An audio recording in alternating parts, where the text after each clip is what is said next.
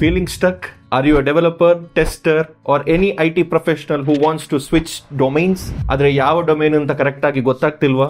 ಅಥವಾ IT ಅಲ್ಲಿ ಹಲವಾರು ಆಪ್ಷನ್ಸ್ ಇರುವ ಕಾರಣ ಕನ್ಫ್ಯೂಷನ್? ಸೊ ಹಾಗಿದ್ರೆ we have an answer for you and that is cloud computing. So ಈ ವಿಡಿಯೋದಲ್ಲಿ we will deep dive in to why cloud computing is the right career path for you and how it is impacting the IT industry. IT industry ಯಾವ ಕಡೆ move on ಆಗ್ತಾ ಇದೆ? Yes, the whole of the world is thinking about cloud. About 90% of the enterprise business uses cloud in one or the other way. ಹೇಗೆ? To store their data, to host their website, or run entirely the cloud infrastructure. Cloud is no longer an option. It is the needed thing for any business going forward. And hence, the demand is super high. So, idrindagi tech giants company ಆಗಿರುವಂತ FANG companies ಗಳು ಈ particular ಟೆಕ್ನಾಲಜಿಯನ್ನು ಅವರ future ಎಂಬುದಾಗಿ ಕರೀತಾ ಇದ್ದಾರೆ. Endless opportunity. So, cloud is that one technology which goes hand in hand with almost all other technologies. For example, ನೀವೊಂದು development side ಅಲ್ಲಿ work ಮಾಡೋದಂತಿದ್ರೂ ನಿಮ್ಗೆ ಕ್ಲೌಡ್ ಜೊತೆ ವರ್ಕ್ ಮಾಡ್ಲಿಕ್ಕೆ ಸಿಗುತ್ತೆ. ಎಟ್ ದ ಸೇಮ್ ಟೈಮ್ ನೀವು ಆಪರೇಷನ್ ಸೈಡ್ ಅಲ್ಲಿ work ಮಾಡೋದಂತಿದ್ರೂ ನಿಮ್ಗೆ cloud ಅಥವಾ ಡೆವಾಪ್ಸ್ ಜೊತೆ ವರ್ಕ್ ಮಾಡ್ಲಿಕ್ಕೆ ಸಿಗುತ್ತೆ. And similarly it is for database, similarly it is for all other security aspects also. So ಹೀಗೆ ನೋಡುವಾಗ the opportunity is not stagnant. So as the demand increases, definitely the opportunities and the flexibility also increases. So opportunity is endless. Job security. So ಈ particular aspect ಏನಂತ ಹೇಳಿದ್ರೆ, as the demand of cloud increases, definitely the opportunity also increases. So opportunity increase ಆಗಬೇಕು ಅಂತಿದ್ರೆ the job ಇದು security also increases. So ಹಾಗಿದ್ದಲ್ಲಿ ಇಲ್ಲಿ ನಿಮ್ಗೆ ಕರಿಯರು, growth ಹಾಗೂ ಪ್ಯಾಕೇಜಸ್ ಕೂಡ significantly increase ಆಗುತ್ತೆ. So your job is extremely secured. So the next one is flexibility and versatility. So what do you mean by this? So ಇಲ್ಲಿ cloud computing ಅಲ್ಲಿ work ಮಾಡಬೇಕು ಅಂತಿದ್ರೆ ನಿಮ್ಗೆ ಯಾವುದೇ ರೀತಿಯಾಗಿರುವಂತಹ ಡಿಗ್ರೀಸ್ ಬೇಕು ಅಂತ ಇಲ್ಲ, ಅಥವಾ ನೀವು ಈ ಸ್ಪೆಸಿಫಿಕ್ ಡೊಮೈನ್ ಇಂದ ಬರಬೇಕು ಅಂತ ಇಲ್ಲ. You can come from development because development is also associated with cloud. You can come from testing because testing is also associated with cloud. ಈ ಕ್ಲೌಡ್ ಫೀಲ್ಡ್ ಅಲ್ಲಿ ನಿಮ್ಗೆ ಬರಬೇಕು ಅಂತಿದ್ರೆ ನಿಮ್ಗೆ ಯಾವುದೇ ರೀತಿಯಾಗಿರುವಂತಹ ಡೊಮೈನ್ ಸ್ಪೆಸಿಫಿಕ್ ನಾಲೆಜ್ ಇರಬೇಕು ಅಂತ ಇಲ್ಲ. ಜಸ್ಟ್ ಆ ಪರ್ಟಿಕ್ಯುಲರ್ ನೀಶ್ ಅನ್ನು ಕಲ್ತ್ರು ನಿಮ್ಗೆ ಯಾವ ಡೊಮೈನ್ ಇಂದನೂ ಈ ಡೊಮೈನಿಗೆ ಬರಬಹುದು. It is damn easy. So if you are working in a support role or any other domain in IT, ನಿಮ್ಗೆ ಈಸಿ ಆಗಿ ಕ್ಲೌಡ್ ಗೆ ಮೂವ್ ಆನ್ ಆಗಬಹುದು. But if you are in development or testing, it is absolutely easy than you think. ಯಾಕೆ ಅಂತ ಹೇಳ್ತಾನೆ. So ಈ particular development field ಅಲ್ಲಿ ನೀವು ಎಕ್ಸೆಲ್ ಆಗಬೇಕು ಅಂತಿದ್ರೆ you need to have cloud or DevOps knowledge. ಒಂದು ಅಪ್ಲಿಕೇಶನ್ ಅನ್ನು ಬಿಲ್ಡ್ ಮಾಡೋದು is easy, but how to scale application, that is what a developer is looking for. Applications even I can build or anyone who is looking into this video can build, but how many of you can build a scalable application? Correct alva? So ಆ ಒಂದು scalability part ಎಲ್ಲಿ ಬರೋದು is when you know DevOps. So ನಿಮ್ಮ resume ಅಲ್ಲಿ if you are a developer who is having DevOps knowledge ಅಂತಿದ್ರೆ the added advantage for you to get hired in that particular interview is extremely high. So ಹಾಗಿದ್ದಲ್ಲಿ developers ಗೆ DevOps knowledge ಇರೋದು ಅಥವಾ developers ಗೆ EC2 instance ಅಲ್ಲಿ ಹೇಗೆ ಒಂದು application ಅನ್ನು ಹೋಸ್ಟ್ ಮಾಡಬಹುದು ಎಂಬುದಾಗಿ ಗೊತ್ತಿರೋದು is always an added advantage. So it's like scaling your own department ಅಥವಾ ನಿಮ್ಮ ಓನ್ ಡೊಮೈನ್ ಅನ್ನು ಸ್ಕೇಲ್ ಮಾಡಲಿಕ್ಕೆ ಇರುವಂತಹ ಒಂದು ಸಾಧ್ಯತೆ. So being a developer or a tester for that particular matter, it's absolutely easy for you to switch to cloud or DevOps.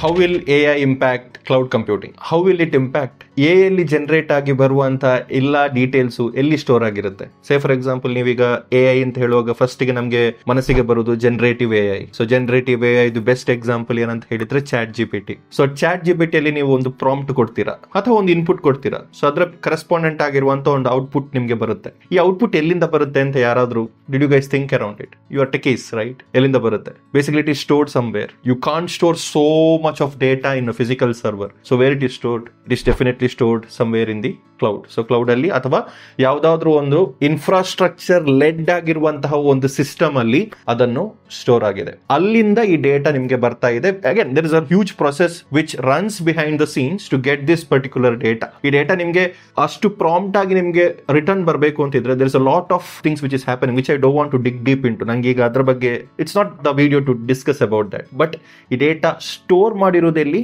absolutely in cloud. So I don't feel AI will impact much on cloud. ಯಾಕಂದ್ರೆ to store any kind of data ಅಥವಾ to retrieve any kind of data ಅಥವಾ to host any kind of data, you need a cloud server, or you need a cloud architecture, or you need a cloud infrastructure. So hence, AI will not affect much on cloud.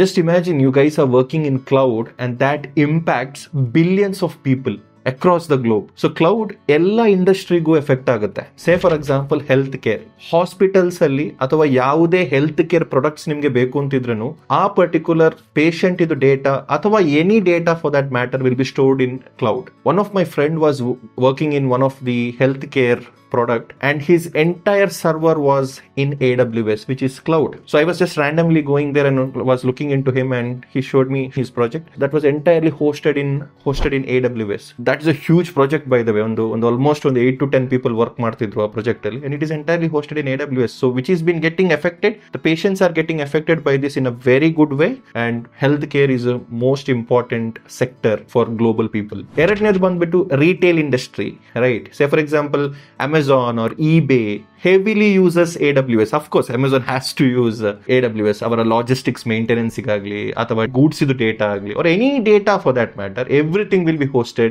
in AWS. Similarly for other kind of resources also. So retail industry is also having a huge impact on cloud, or cloud is having a huge impact on retail industry. I think the next industry which has, where cloud has more effect yavudu anta helidre bandu finance. So all the transactions, all the legal compliances, so ಈ ರೀತಿಯಾಗಿರುವಂತಹ ಡೇಟಾವನ್ನು store ಮಾಡ್ಲಿಕ್ಕೆ ಕೂಡ ನಾವು cloud ಅನ್ನು use ಮಾಡ್ತೇವೆ. Because every second ಅಲ್ಲಿ every transactions ನಡೀತಾ ಇರುತ್ತೆ. So your server or the data usage has to be extremely fast. It varies between seconds to seconds. So ಅಂತ ಡೇಟಾವನ್ನು ಸ್ಟೋರ್ ಮಾಡ್ಲಿಕ್ಕೆ I think the best platform is cloud. ಅಂತ ಒಂದು system ಅನ್ನು build ಮಾಡ್ಲಿಕ್ಕೆ ಅಥವಾ ಆಪರೇಷನ್ಸ್ ಹಾಗೂ ಪ್ರೊಸೆಸ್ ಸ್ಮೂತ್ ಅನ್ ಮಾಡ್ಲಿಕ್ಕೆ the best process is DevOps. So ಇದನ್ನು ಯೂಸ್ ಮಾಡಿಕೊಂಡು ನಿಮ್ಮ ಫಿನಾನ್ಸ್ ಫೀಲ್ಡ್ ಅಲ್ಲಿ ಕೂಡ you can bring that security aspect, because finance is all about security and cloud is extremely secured. So ee aspects indagi nimge cloud annu finance field alli kuda utilize ಮಾಡ್ಕೊಳ್ಬಹುದು. And the next one is entertainment. Just think about Netflix, guys. ನಾನು ಬೇರೆ ಯಾವ್ದು example ಕೊಡ್ಲಿಕ್ಕೆ ಇಷ್ಟಪಡ್ತಾ ಇಲ್ಲ. Just Netflix. Everyone uses Netflix. ಎಷ್ಟು ವಿಡಿಯೋಗಳು stream ಆಗ್ತಾ ಇದೆ, and where these videos are going to store? Absolutely in cloud, correct ಅಲ್ಲ? So look at the way in which cloud is impacting one of the biggest sectors in the global world, that is entertainment. Entertainment ಇಲ್ಲದೆ ನಮ್ಗೆ ಒಂದು ದಿನ ಇರ್ಲಿಕ್ಕೆ ಆಗೋದಿಲ್ಲ. We need entertainment, and cloud is the one place where all of your videos, ನೀವು Instagram ಅಲ್ಲಿ, say for example we are taking Instagram as an example. Instagram ಅಲ್ಲಿ just ಒಂದು ಪಿಕ್ ಕಳಿಸಿದ್ರು, ಅದು ಹೋಗಿ ಸ್ಟೋರ್ ಆಗೋದು ಕೂಡ ಕ್ಲೌಡ್ ಅಲ್ಲೇ. Most of us don't know that, we don't realize that. Look at the impact. So cloud is everywhere in all the industry. So ಹಾಗಿದ್ರೆ look at the amount of opportunities and demand it creates out of it. ಅಲ್ಲಿಂದ ಬರುವಂತ demand ನೋಡ್ಕೊಳ್ಳಿ, and demand ಗೆ ಬೇಕಾಗಿರುವಂತ supply ಉಂಟಾ is the big question which we are going to answer next. So stay tuned.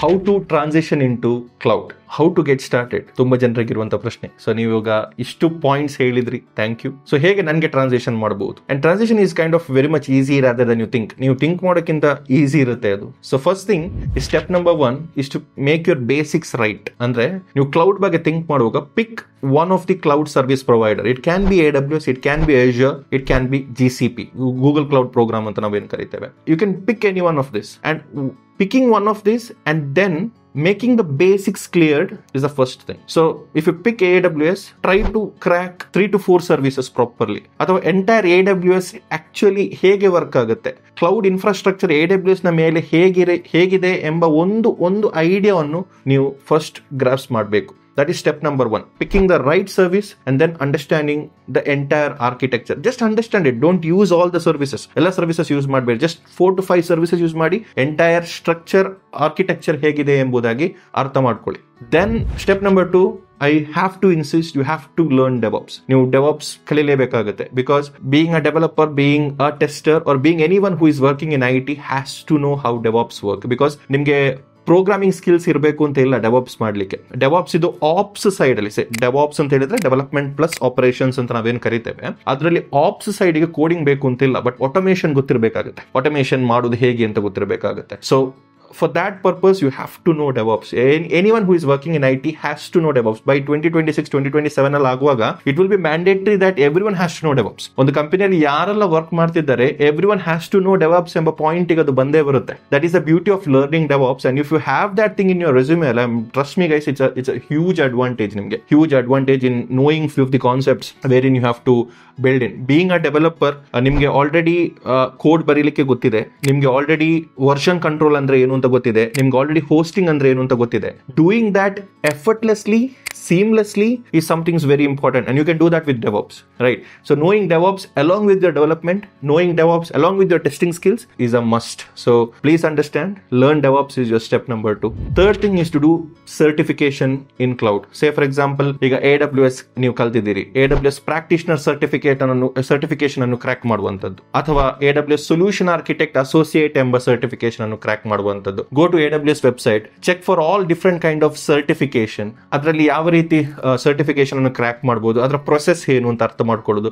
ಅದರಲ್ಲಿ ನಿಮ್ಗೆ ಗೊತ್ತಿರುವಷ್ಟು knowledge ಅಲ್ಲಿ ಯಾವ್ದಾದ್ರು ಒಂದು ಸರ್ಟಿಫಿಕೇಶನ್ ಅನ್ನು ಪಿಕ್ ಮಾಡ್ಕೊಳ್ಳಿ, ಆ ಸರ್ಟಿಫಿಕೇಶನ್ ಅನ್ನು ಕ್ರ್ಯಾಕ್ ಮಾಡ್ಕೊಳ್ಳಿ. This is very important. So you understood the services now, you understood the DevOps part, now you cracked one of the certification. Next thing is very important to have hands on or build projects. Guys, I'm telling you, ನಾನು ಕೂಡ ಕೆಲವು screening rounds ನೋಡಿದ್ದೇನೆ, cloud interviews. ಇದು people lac a lot of projects. Concepts ಗೊತ್ತಿರುತ್ತೆ, explain ಮಾಡ್ಲಿಕ್ಕೂ kind of ಗೊತ್ತಿರುತ್ತೆ, but ಅದನ್ನು visualise ಮಾಡ್ಕೊಂಡು ಒಂದು ಪ್ರಾಜೆಕ್ಟ್ ಬಿಲ್ಡ್ ಮಾಡ್ಲಿಕ್ಕೆ ಹೇಳಿದ್ರೆ ಸ್ವಲ್ಪ ಕಷ್ಟ ಆಗುತ್ತೆ. ಅಪ್ಲಿಕೇಶನ್ ಲೇಯರ್ ಅಂತ ನಾವೇನ್ ಕರಿತೇವೆ, ಸೊ ಆ ಲೇಯರ್ ಮಿಸ್ ಆಗ್ತಾ ಇದೆ. So I want you guys to focus on this aspect. Once you have the certification, start building few projects. I want to have 5 to 6 projects in your resume. And the next thing is build a beautiful resume. Finish it up, wrap it up. ಒಂದು gift ನೀವು ತಗೊಂಡು ಅದನ್ನ rap ಮಾಡ್ತಿರಲ್ಲ, so the wrapper has to be your digital resume, that is your Git and your official resume, which has all this project, all the certification, all the tools you have learned, and wrap it up beautifully in a resume. So I believe these are the easy steps for you to take or start with the cloud. You can choose any of the courses for this, ಅಥವಾ ನೀವೇ ಕಲಿಯೋದು ಅಂತಿದ್ರೆ YouTube ಅಲ್ಲಿ ಅಥವಾ any other sources use ಮಾಡ್ಕೊಂಡು ನಿಮ್ಗೆ ಕಲಿಬಹುದು. ಇಲ್ಲ ಯಾವ್ದಾದ್ರು ಕೋರ್ಸಸ್ ಮುಖಾಂತರ, ಯಾರ್ದಾದ್ರು ಅಸಿಸ್ಟೆನ್ಸ್ ಮುಖಾಂತರ ನಾನು ಕಲಿಬೇಕು ಅಂತಿದ್ರೆ, I can give you some examples. Micro degree, we do provide a cloud computing course here, so kindly have a look into it. Go to our website and check it out, and nimge adu feasible anta anisidre feel free. We have trained so many people, we have placed so many people. Very happy to let you know that we have been doing this from some time now, and people are really loving it and paving the way for someone to get started with cloud. So hope this roadmap really helps you. Job opportunities, yes, you heard it right. Opportunities are sky high in cloud. Different roles ಇದೆ. Say for example, cloud engineer ಅಂತ ಬರುತ್ತೆ, solution architect ಅಂತ ಬರುತ್ತೆ, developer associate ಅಂತಾನೂ ಬರುತ್ತೆ, DevOps engineer ಅಂತ ಬರುತ್ತೆ, junior DevOps engineer ಅಂತ ಬರುತ್ತೆ. So there are like hell lot of opportunities in cloud. It's all about getting that first step right. Correct ಅಲ್ಲ? ನಾನೇನು ಟ್ರಾನ್ಸಿಷನ್ ಹೇಳಿದ್ದೇನೆ, ಆ ಟ್ರಾನ್ಸಿಷನ್ ಮಾಡ್ಕೊಂಡು getting that first step high is very very very important. Don't worry about the starting salary. Yes, we all work for money, ನಾವೆಲ್ಲರೂ ಹಣಕ್ಕೋಸ್ಕರನೇ ಕೆಲಸ ಮಾಡ್ತಾ ಇರೋದು. But first and foremost thing you want to think is that I want to get into cloud. ನನಗೆ ಹೇಗಾದ್ರೂ ಮಾಡಿ ಕ್ಲೌಡ್ಗೆ ಬರಬೇಕು, because the growth and the transition is tremendously high. Just imagine ಮಾಡ್ಕೊಳ್ಳಿ, ಈಗ ನಾನು ಹೇಳೋದು ಪ್ರಾಬಬ್ಲಿ ಸ್ವಲ್ಪ ಎಕ್ಸಾಕ್ಯುರೇಟ್ ಮಾಡಿ ಹೇಳ್ತಾ ಇದ್ದೇನೆ ಅಂತ ನಿಮಗೆ ಫೀಲ್ ಆದ್ರೆ, you can Google yourself out. ನಿಮ್ಗೆ ಗೂಗಲ್ ಮಾಡ್ಕೊಳ್ಬಹುದು. ಗ್ಲಾಸ್ ಡೋರ್ ಅಥವಾ ಬೇರೆ Naukri or anywhere, 3 years DevOps ಇಂಜಿನಿಯರಿಗೂ 3 years ಡೆವಲಪರ್ಸಿಗೂ ಎಷ್ಟು ವ್ಯತ್ಯಾಸ ಪ್ಯಾಕೇಜ್ ಅಲ್ಲಿ ಬರುತ್ತೆ ಅಂತ ನಿಮ್ಗೆ ಅಲ್ಲೇ ಗೊತ್ತಾಗ್ತಿದೆ. So I need not explain that. That is the amount of value you get for the work you do it in cloud or DevOps. Significantly high respected ಆಗಿರುವಂತಹ opportunities ಆಗಿರುತ್ತೆ ಅದು. Because you are not building an application, you are building a scalable application, which is going to more than thousands, millions, billions, say for example trillions of people. ಇಷ್ಟು ಜನರಿಗೆ ಹೋಗ್ತಾ ಇದೆ ಈ particular application. So you have a huge amount of value and you have a huge amount of respect for this particular job. So I highly recommend ಮಾಡ್ತಿದ್ದೇನೆ, you have to have a transition here. ನೀವು transition ಮಾಡುವಂತ right time ಇದು. Say for example, if you are working in development or testing or any other domain in IT, I think cloud is a way for you to go take it forward. All righty, so this is an a glimpse about how cloud is. ಅಂದ್ರೆ ನಾವು different questions, ನಿಮ್ಗೆ ಇರುವಂತ questions ಅನ್ನು answer ಮಾಡ್ಲಿಕ್ಕೆ ಇಷ್ಟಪಟ್ಟಿದ್ದೇವೆ. At the same time ನಿಮ್ಗೆ ಇರುವಂತ confusions, ಎಲ್ಲರಿಗಿರುವಂತ ಕನ್ಫ್ಯೂಷನ್ಸ್, ನಾನು ಯಾವ ಫೀಲ್ಡಿಗೆ ಹೋಗ್ಲಿ, ಬಿಕಾಸ್ ಮಿಲಿಯನ್ಸ್ ಆಫ್ ಫೀಲ್ಡ್ಸ್ ಇದೆ IT ಸೆಕ್ಟರ್ ನಲ್ಲಿ, you already know it. But ಯಾಕೆ ಕ್ಲೌಡಿಗೆ ಬರಬೇಕು, ಕ್ಲೌಡ್ ಅಲ್ಲಿ ಇರುವಂತ ಅಂತ, ಇಂಪಾರ್ಟೆನ್ಸ್ ಯಾವುದು, ಹೇಗೆ ನಿಮಗೆ ಕರಿಯರ್ ಅನ್ನು ಸ್ಟಾರ್ಟ್ ಮಾಡಬಹುದು, ಎಷ್ಟು ಆಪರ್ಚುನಿಟೀಸ್ ಇದೆ, all this has been discussed. So what I really want you to think now is to analyse what will be your life after taking cloud, ಅಥವಾ ಕ್ಲೌಡಿಗೆ ಬಂದ ನಂತರ ನಿಮ್ಮ ಲೈಫ್ ಹೇಗಿರಬಹುದು. ಬಿಕಾಸ್ ನಿಮ್ಗೆ ಮಾತ್ರ ನಿಮ್ಮ ಬಗ್ಗೆ ಗೊತ್ತಿರೋದು. I can just come here and do a video out of it. ನಿಮ್ಗೆ ಮಾತ್ರ ನಿಮ್ಮ ಬಗ್ಗೆ ಗೊತ್ತಿರೋದು, ನಿಮ್ಗೆ ಮಾತ್ರ ನಿಮ್ಮ ಲೈಫ್ ಸ್ಟೈಲ್ ಬಗ್ಗೆ ಗೊತ್ತಿರೋದು. So if you really feel that you want to grow, which I believe strongly, yes it is. So please think about coming into cloud industry ಅಥವಾ ಕ್ಲೌಡ್ ಡೊಮೇನ್ ಅಥವಾ ಡೆವಾಪ್ಸ್ ಡೊಮೇನಿಗೆ ಬರುವುದಕ್ಕೆ ಆದಷ್ಟು ಪುಷ್ ಮಾಡಲಿಕ್ಕೆ try ಮಾಡಿ. We do help people getting into cloud. So ನಮ್ಮಲ್ಲಿ we have a complete AWS and DevOps course. If you really feel that you want to come into cloud ಅಥವಾ developer ಹಾಗೂ testing field ಇಂದ ನನಗೆ ಕ್ಲೌಡಿಗೆ transition ಮಾಡಬೇಕು ಅಂತ ನಿಮಗೆ feel ಆದ್ರೆ, please do check few of the links which we have shared in the description. So it will not take you more than 10 seconds. ಒಮ್ಮೆ ಗ್ಲಿಮ್ಸ್ ಮಾಡ್ಕೊಳ್ಳಿ, and if needed you can talk to our academic counsellors ಅಥವಾ career counsellors ಹತ್ರ ನಿಮಗೆ ಮಾತಾಡ್ಕೊಳ್ಬಹುದು. ಈ ವಿಡಿಯೋದಲ್ಲಿ ನಿಮಗೆ ಪರಿಪೂರ್ಣವಾಗಿ ಎಲ್ಲ ಡೌಟ್ಸ್ ಸ್ಯಾಟಿಸ್ಫೈ ಆಗಲಿಲ್ಲ ಅಂತಿದ್ರೆ ಅವರ ಹತ್ರ 1-to-1 ಮೆಂಟರ್ಶಿಪ್ ಕೂಡ ನಿಮಗೆ ಕೇಳ್ಕೊಳ್ಬಹುದು. So having said that, let's get into cloud.